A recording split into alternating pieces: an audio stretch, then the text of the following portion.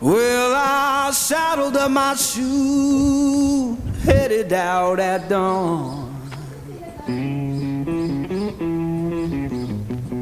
Yeah, I saddled up my shoes, headed out at dawn. Ain't no place gonna hold. Good morning again. After kagabi dun sa Intramuros, naglalakad kami ngayon. Ayan sila, papunta ng Go Stations. We're heading to downtown Toronto. Toronto. Sabi ng islang Toronto. Okay. Ayan na yung Go train, di namin naabutan. Takbo.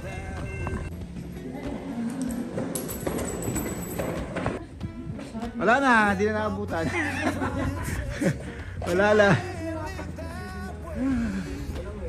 Di namin naabutan.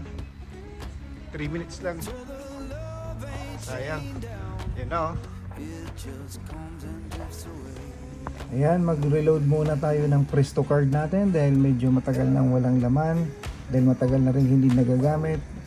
At excited na rin ako sumakay sa Go train dahil first time ko sumakay ng Go train, then before commute ako ng bus at saka yung subway. So itong Go train, ayan na, paparating na siya. Excited na ako, lagay na sumakay din sa ibabaw. Excited na ako.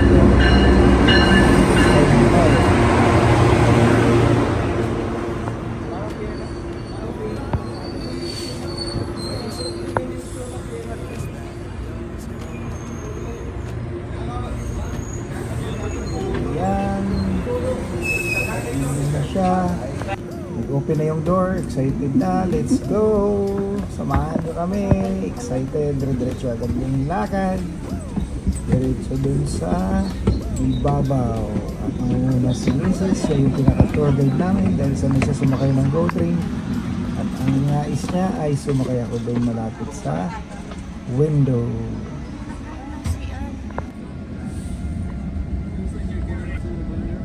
Ayan, kita na yung CN Tower.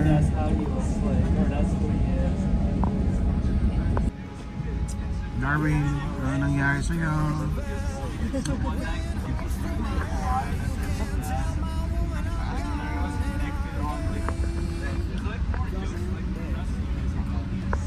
Union Station. Coffee break muna. There we go, Scotiabank Arena.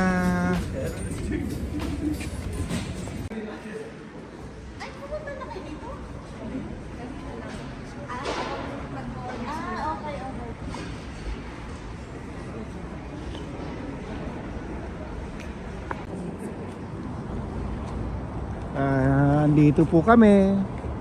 Ito po yung mapapanood nyo sa basketball, yung sa Toronto Raptors na tinatawag nilang Jurassic Park.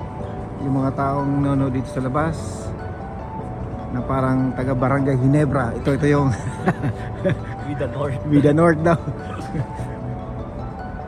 Ayan, ayan. Familiar sa inyo yan. Ayan, yung course.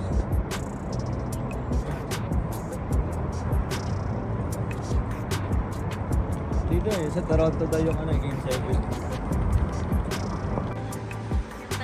We're here now. And then we're heading to Rogers Center. And then nandun dun yung Replace Aquarium of Canada. And then makikita nyo yung CN Tower. Ayan, nakatago pa.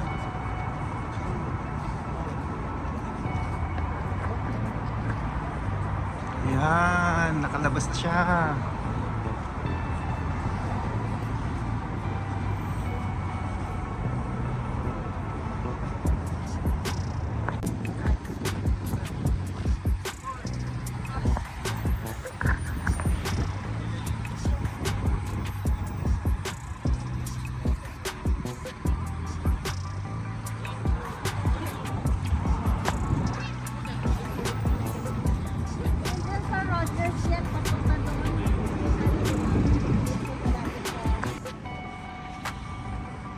Ayan yung mga lumang train.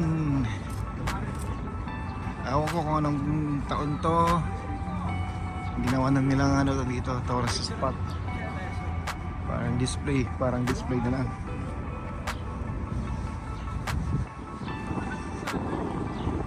It's cabin D and it says cabin D is seen here in 1978. Oh, yan yung year na pinanganak ako. 5 years before, it was retired and moved to the roundhouse. Yan. Ginagamit pala to dati. Imagine mo yan. Kasing edad ko to.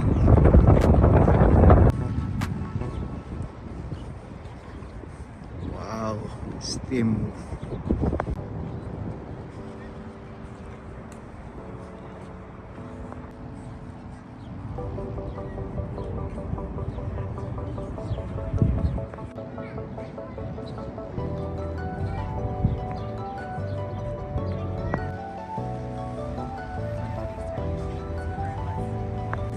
Ano yan? Si Spider-Man. Wala na sa New York. Andito na sa Toronto. Si Spider-Man.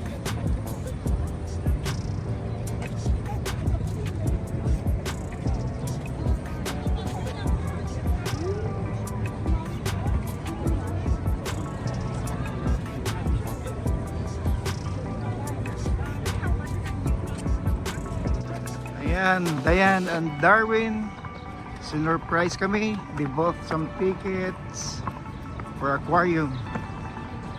Sabi namin, nakailang balik na kami dito. Pero it's okay. Some blessings. Go ahead, ma'am.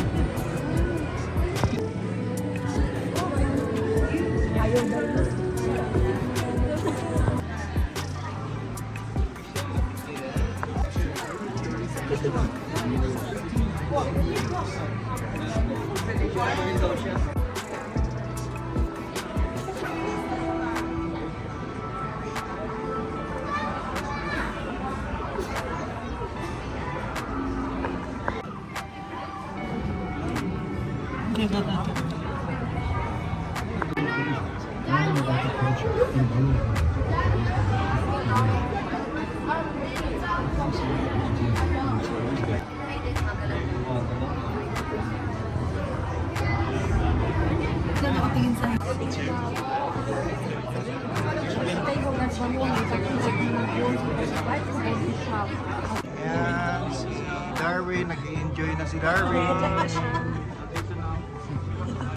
Darong. I know. Hindi mo nakita, Dar.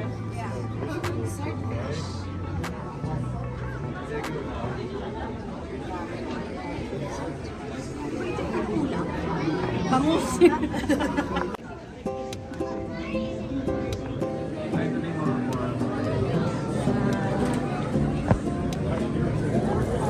Oh, don't do that. The fish don't like that.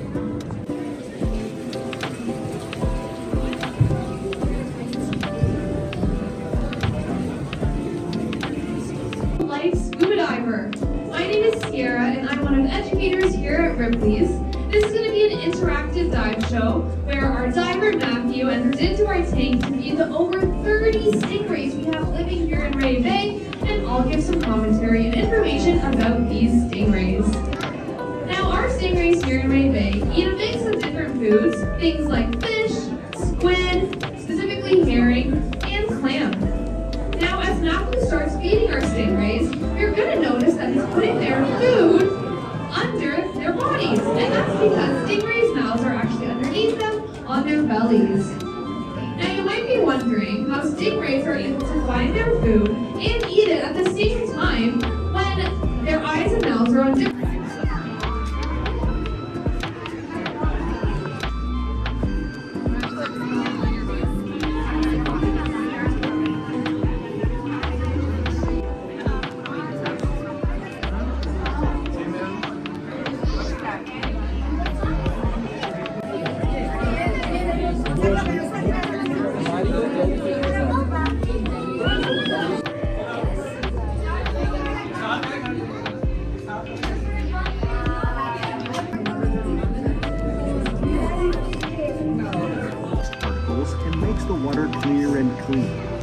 Meanwhile, water also goes through another natural disinfecting process in one of 3 giant foam fractionators shown.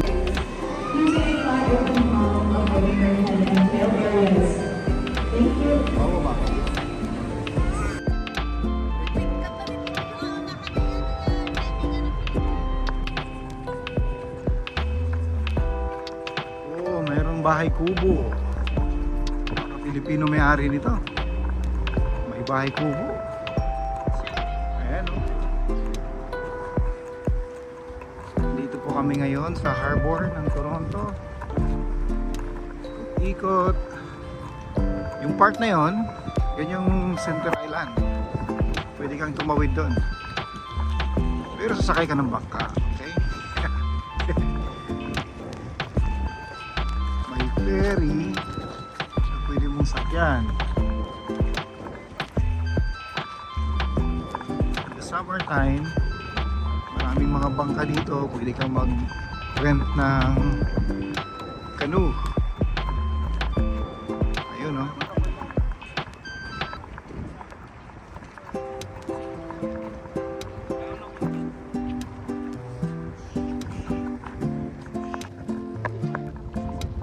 Nandito na ulit tayo, pag-alagala, paikot-ikot. Kagaling lang namin dun sa aquarium, sa Ripley's Aquarium. Dito na kami uli ngayon sa harbor na Toronto. Ayan, sa may lake. Si Darwin, nandayan. My wife, Kay. Dito yung mga rental sa summer yacht. Sa summer pang opening yata ito. Canoe and kayak. Ayan. Sarap.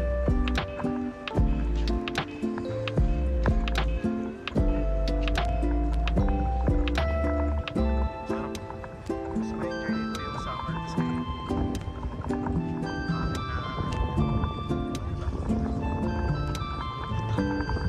ayan.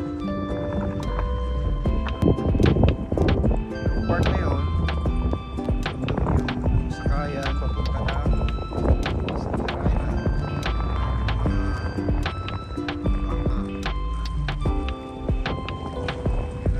Lapit lang yan, hindi tutusin no? Ayun. Pila.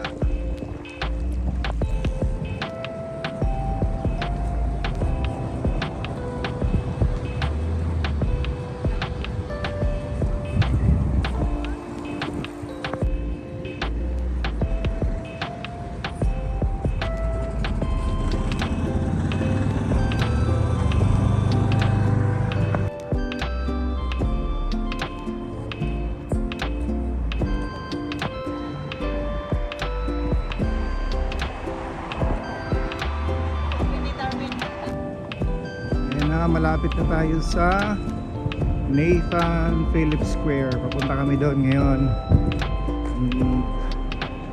Pagkatapos dyan, didiretso sa Eaton Center. Ayan ako. Oh. Kita nyo? Yung wife po. Hello.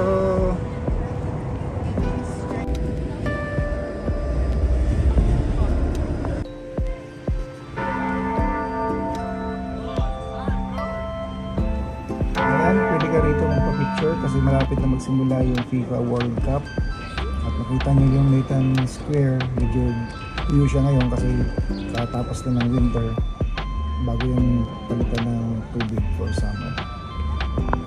There we go! Eaton Center!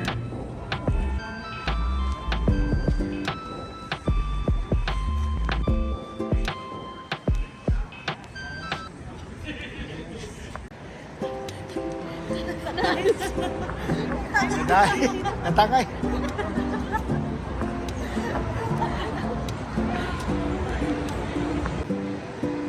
Yan, ang daming ano dito. Well, I saddled up my shoe, headed out at dawn.